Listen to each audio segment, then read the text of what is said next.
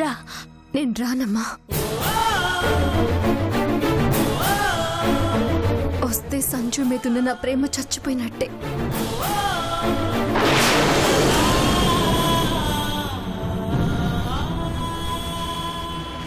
చావైనా బ్రతికైనా నాకీ ఇంట్లోనే.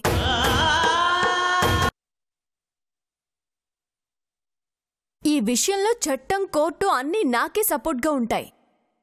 ఆ విషయం మీకు తెలియకపోతే మీ అబ్బాయిని అడగండి.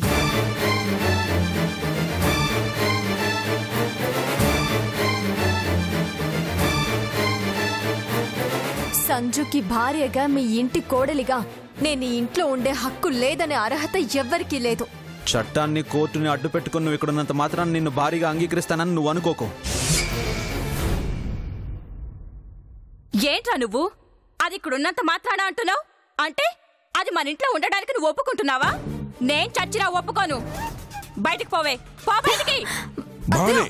భవాని, సిరి గృహహింస చట్టం పేరు చెప్పిన తర్వాత కూడా బయటకు పంపని చెప్పినా ఉంటే రేపు నువ్వు, నేను, వాడు అందరం కలిసి జైల్లో కూర్చొని చెప్పకూడదు తినాల్సి ఉంటుంది. చెప్తే అర్థం చేసుకోవేంటి?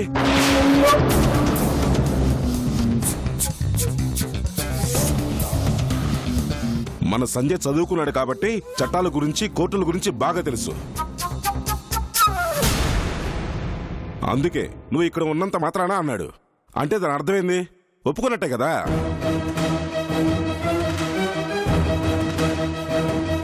సిరి ఇక్కడ ఉండటానికి వాడే సరే అన్నప్పుడు మధ్యలో నువ్వెందుకు కాదంటావు? మీరెన్నైనా చెప్పండి, అది మన ఇంట్లో ఉండడానికి నేను అస్సలు ఒప్పుకోను. అక్క, ఇప్పుడు సిరిని బయటకు పంపించడం కంటే ఇంట్లో ఉంచడమే మంచిది. లేదంటే పోలీసులు, జైలు, కోర్టులు, కేసులు అంటూ చాలా ఇబ్బందులు పడాల్సి ఉంటుంది.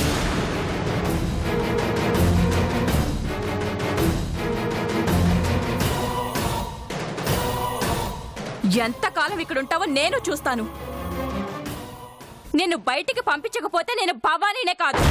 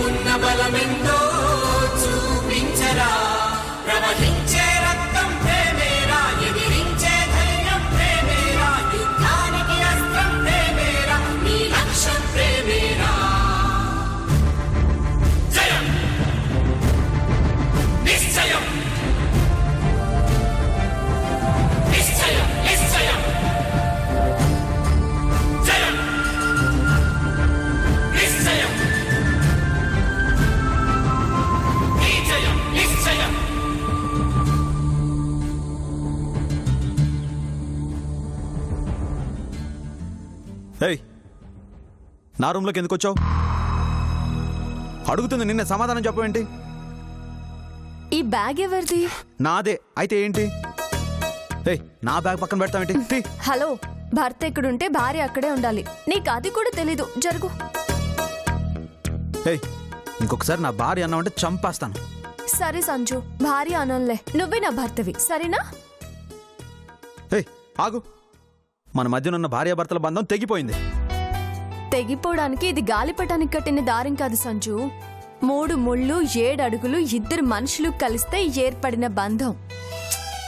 అది కూడా తెలియదు నీకు. తాకేమంటే బాగోదు. ఏం చేస్తావు? ఏం చేస్తావు చెప్పు చెప్పు. ఏం చేస్తావు? మీద మీదకి వస్తున్నావు?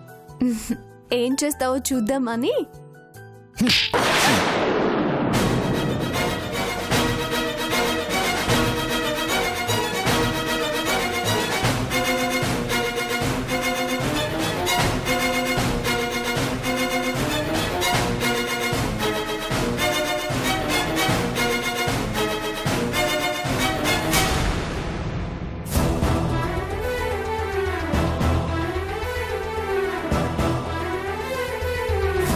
దరిద్రం వదిలింది, పోవే.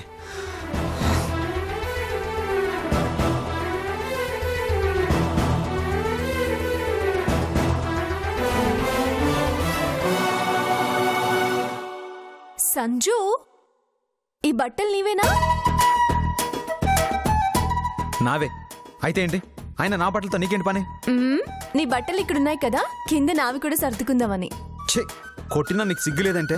సిగ్గెందుకు సంజు? కొట్టింది నా భర్తే కదా.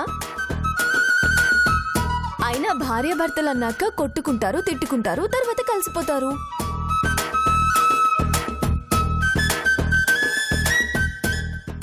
నువ్వెన్ని వేషాలేసినా ఈ సంజు మారడు.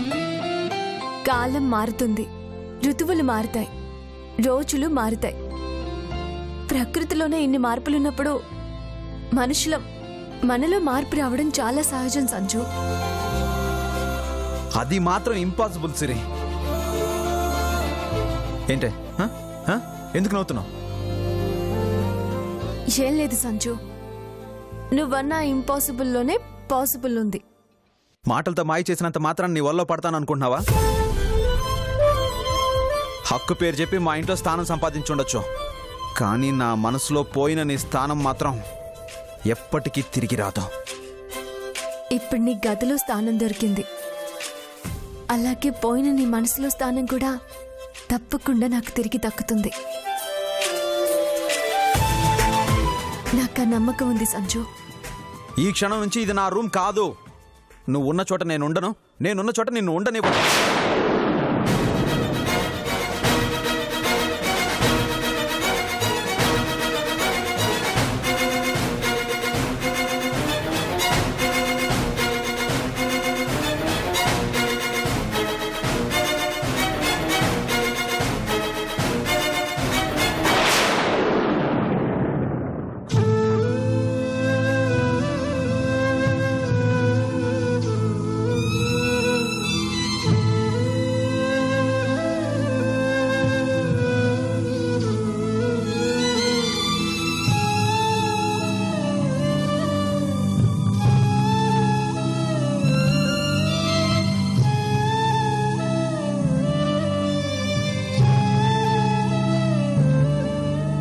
ఇప్పటికి కరుణించావా తల్లి? దూరంగా ఉన్న వాళ్ళని దగ్గర చేశావు. వాళ్ల మధ్య ఉన్న అపార్థాలను తొలగించి వాళ్ళని ఒక్కటి చేసే బాధ్యత కూడా నీదే తల్లి.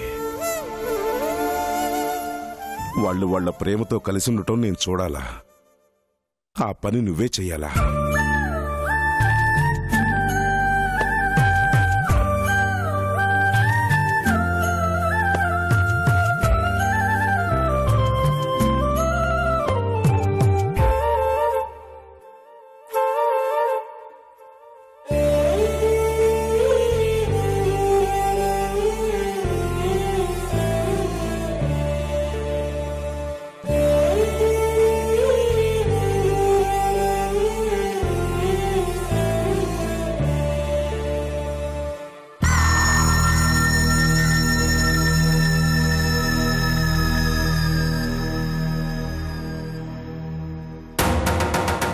వదినా,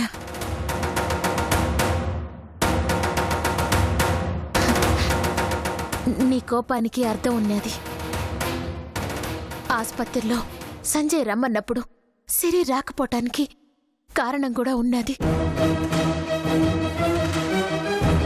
సావు బతుకుల్లో ఉన్న ఇంద్రాణి నన్ను వదిలి వెళ్ళొద్దు అని సిరి చెయ్యి పట్టుకుని ప్రాధేయపడినది. అందుకే రాలేకపోయినది. సంజయ్ ప్రాణాలు తీయాలని చూసిన వాళ్ళత్తకు రక్తం ఇచ్చి కాపాడినది. సంజయ్ ప్రాణానికి ఏ ప్రమాదం రాకూడదనే. సిరి మీ ఇంటికొస్తే మళ్ళీ ఇంద్రాణి సంజయ్ని ఏం చేస్తాదో అన్న భయం. అందుకే ఆపదలో ఉన్న అత్తను కాపాడితే ఆ కృతజ్ఞతతో అన్న సంజయ్ని ఏం చేయకుండా వదిలేస్తాది అని రక్తం ఇచ్చి మీ ఇంటికొచ్చినది.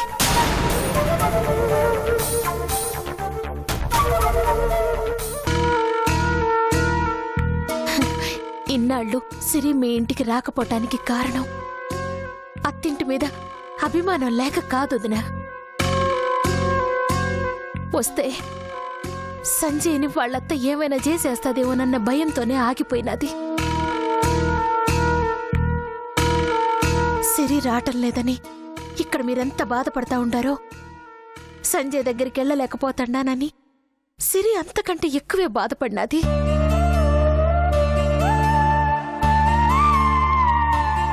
సంజయ్ సంతోషంగా ఉండాలని నువ్వు రెండో పెళ్లి చేయి నీకు సిద్ధపడినావు. అదే సంజయ్ క్షేమంగా ఉండాలని పెళ్ళయ్యి కూడా భర్తకి దూరంగా ఉండి ఎన్నో బాధలు అనుభవించినది నా కూతురు. నిజంగా నీ కొడుకు సంతోషంగా ఉండాలని నువ్వు అనుకుంటే సిరిని మీ ఇంట్లోనే ఉండనివ్వు. నేనుండమంటాం దేనికే? నీ కూతురే ఉండిపోయిందిగా, కేసు పెడతానని బెదిరించి మరి. సంజయ్ వదిలిపోవటం ఇష్టం లేక అలా అన్నదే గాని కేసు పెడితే పోయేది తన అత్తింటి పరువేనని సిరికి తెలియదనుకుంటాండావా వదినా? నీ కూతురికి అన్నీ తెలుసు. ఎవరినెలా భయపెట్టాలో, మాయ మాటలు చెప్పి ఎలా బుట్టలో వేసుకోవాలో. నేనుండగా సిరి సంజయ్లు ఒక్కటి కానివ్వను.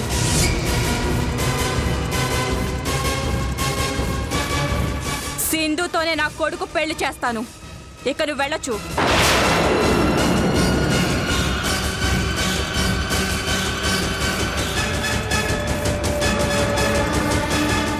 నా బిడ్డని నీ చేతుల్లో పెట్టి పోతండానుతున్నా.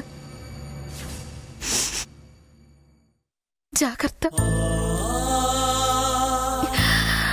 అది ఏం చేసినా సంజయ్ కోసమే. దాన్ని కోపడుకోదినా.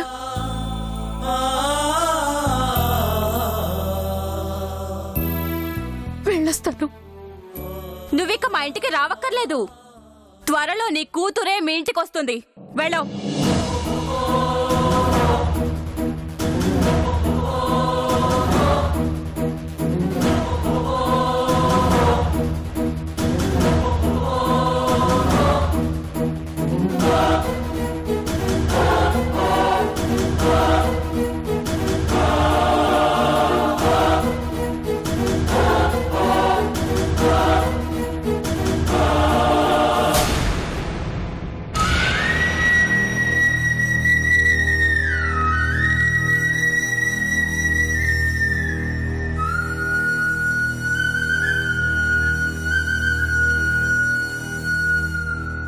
అన్నా,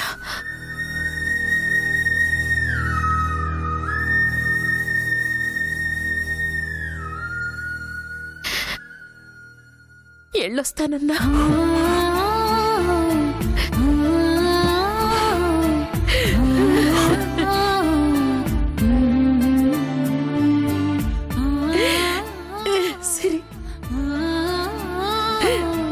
సిరి జాగ్రత్త అన్నా. ఏడవకమ్మా. ఏడుపు కాక ఇంకా నా జీవితానికి ఏం మిగిలినదన్నా.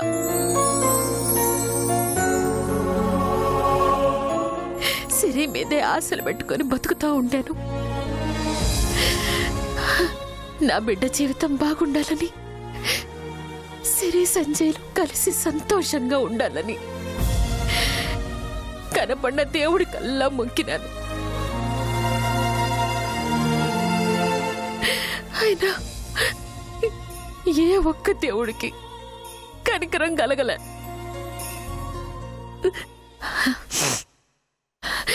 సిరి అత్తారింటికి వెళ్తే పుట్టింటి కష్టాలు తప్పుతాయని ఎంతో ఆశపడినా. ఈ ఏడు కూడా సిరికి ఆ కష్టాలే ఎదురయ్యాయి.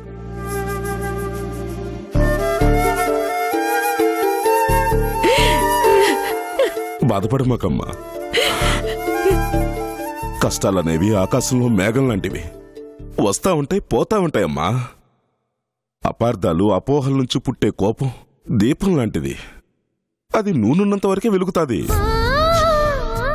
సిరి సంజయ్ల మనసు నుంచి పుట్టిన ప్రేమ సూర్యుడు లాంటిదమ్మా. వాళ్ళున్నంత వరకు అది వెలుగుతానే ఉంటాది. దాన్ని ఆపే శక్తి ఎవరికీ లేదు. నువ్వేం భయపడమాక. సిరిని చూసుకోవడానికి మీరు లేవా? ధైర్యంగా వెళ్ళరమ్మా.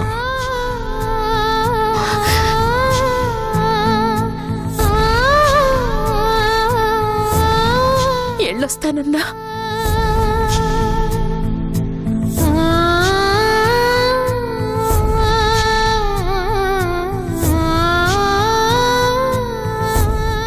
ఎళ్ళొస్తాను నీలాంబరి. ఈసారి నువ్వు మా ఇంటికి వచ్చేసరికి సిరి సంజయ్లు సంతోషంగా కనపడతారు. నువ్వే చూస్తావుగా. త్వరలోనే అన్నీ సర్దుకుంటాయి. సిరి మీద నువ్వేం బెంగ పెట్టుకోమాక. వాళ్ళిద్దరినీ ఒకటి చేసే బాధ్యత మాది. సరేనా? వస్తాను నీలాంబరి.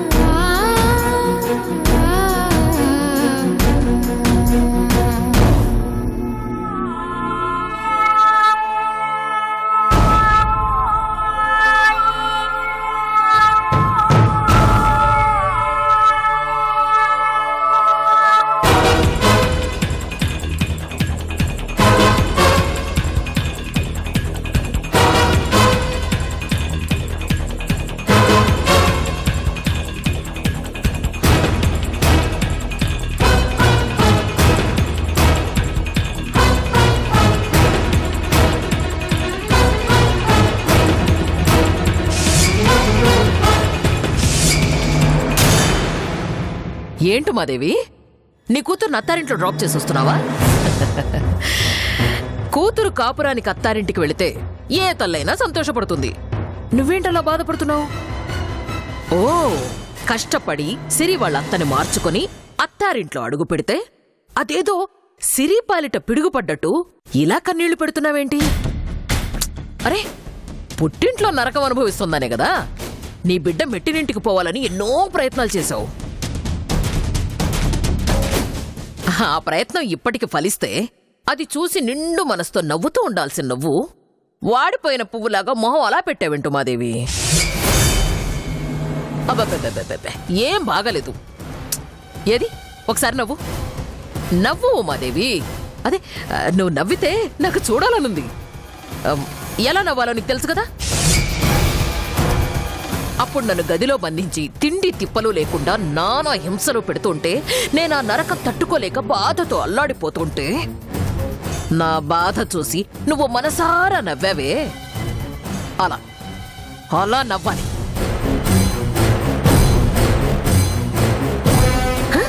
ఏంటి నవ్వలేవా? నవ్వు రావడం లేదా? అబ్బా, ఏమైంది మాదేవి? అలా మౌనంగా ఉండిపోతే ఎలా చెప్పు? ఏదో ఒకటి మాట్లాడు. కమాన్. అవకాశం దొరికినది కదా నీ రుచిపోమాక సునందా. నా బిడ్డకి పరిస్థితి రాని కారణం నువ్వే. మమ్మల్ని ఎంత క్షోభ పెడుతున్నా నువ్వు బాగుపడవు, నాశనం అయిపోతావు. ఇంకా ఇంకా ఇంకా నీ మనసులో ఇంకేదన్నా ఉన్నా బయట పెట్టేసే. నేనేం అనుకోను మాదేవి. అసలు అసలు నా బిడ్డ నీకేం ద్రోహం చేసినాదే? తన దయ్యల్లాగా ఇట్ట పట్టు పీడిస్తుండావు. నీ జోలికొచ్చినాదా? నిన్నేమన్నా అన్నాదా? నీ జీవితాన్ని ఏమన్నా నాశనం చేసినాదా? తన మానాన తనుంటే కావాలని కోరి మరీ సిరి బతుకులో కొరువు పెడతా ఉన్నావు. ఎందుకిట్టా చేస్తా ఉన్నావు? ఎందుకా? సిరి నా చావుని కళ్ళ చూడాలనుకుంది. నా చావు కోరేవాళ్ళు ఎవ్వరైనా సరే చల్లగా ఉండడానికి వీల్లేదు. మంది జీవితాల్ని ముంచాలి అనుకునే నీలాంటి దాన్ని, మనుషుల మధ్య చిచ్చు పెట్టి ఆనందపడే ఆడదాన్ని చావాలని కోరుకోక 100 ఏళ్లు బతకాలని కోరుకుంటారా? ఆడపుట్టుక పుట్టి సాటి ఆడదాన్ని బతుకుని బుగ్గిపాలు చేసే నీచమైన మనసున్న నిన్ను ఏ దేవుడు కూడా క్షమించడు. నువ్వంతకంతా అనుభవిస్తావు. మా ఉసురు ఊరికే పోతే తప్పకుండా నీకు తగులుతుంది, తగిలి తీరుతుంది. సరే ఉమాదేవి, నేనంటే నీ దృష్టిలో నీచమైన దాన్ని, నీ కూతురు అది మంచిదేగా. మరి ఎవరి ఉసురు తగిలి సిరి బతికిలా తయారైందో. పెళ్ళైన దగ్గర నుంచి ఇప్పటి వరకు కష్టాలు కన్నీళ్లు కంటిన్యూస్ గా వస్తూనే ఉన్నాయి. ఏ పాపం చెయ్యకుండానే సిరి ఇన్ని బాధలు అనుభవిస్తోందంటావా? అవునే, నా బిడ్డ పాపమే చేసినది. అదేంటో తెలుసా? పచ్చని కాపురాల్లో నిప్పు పెట్టే నీలాంటి నికృష్టపు దాన్ని ఎన్ని అవకాశాలు వచ్చినా సంపకుండా క్షమించి వదిలేసిన చూడు, అదే నా కూతురు చేసిన పాపం. ఎవరుసురు తగిలో కాదే, నీ పాడ ఆలోచనలు నీ పాడు బుద్ధుల వల్లే నా కూతురు పండంటి జీవితం ఎండుటాకులాగా విలువల్లాడిపోతాండది.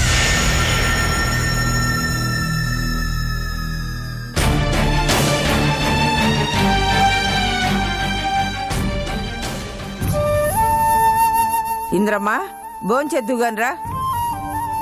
నాకు ఆకలిగా లేదమ్మా. ఏమైనాదే నీకు? సిరి లేకపోతే ఏదో వెలితిగా ఉండదమ్మా. అందుకే అభిమానం పెంచుకోకూడదని నేను ముందు నుంచి చెప్తానే ఉండా. సిరికి ఎప్పటికైనా అత్తింటి మీదే అభిమానం, అది ఆడికే చేరతాదని చెప్పిన, విన్నావా?